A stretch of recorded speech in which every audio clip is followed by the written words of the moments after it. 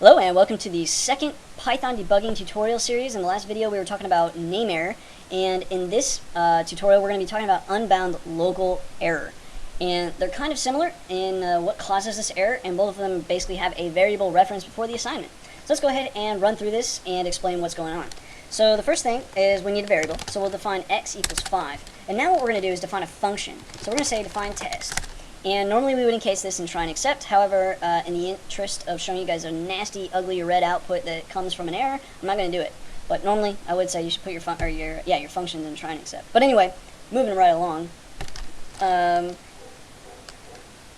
Maybe all we want to do is print x.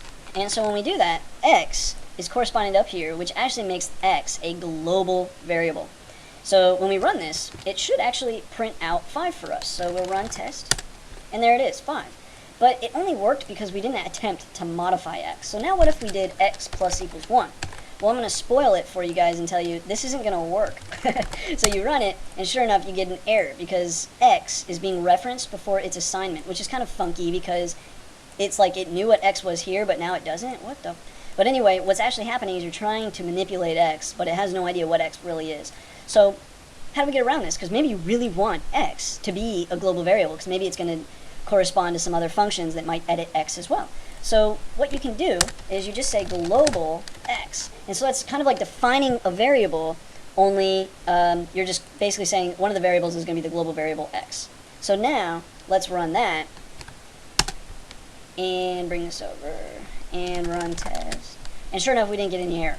Now let's print x and see if it did indeed work. So we'll save that, run it again. Oops, there we go. So sure enough, 5, 6. And then does it continue outside of the function? Well, yes, it does. And so, I'm trying to think of how we can do this. Okay, what we'll do is, because otherwise you wouldn't see that it worked. So we'll call test first, and then it'll print x. So then you should see a 5, 6, 6. So save that, run it, and sure enough, we did see 5, 6, 6. So that's an example of an unbound local error and how global variables work and what you can do to get around it. This was probably one of the most annoying errors I had to deal with when I was learning to program, because it just made no sense to me, because I was able to call it, but then as soon as I tried to modify it, it was like, it's reference for assignment. I'm like, what the heck are you talking about? It was definitely killer. But anyway, that's that. Hopefully you guys enjoyed. Hopefully it helped some of you guys out. As always, thanks for watching.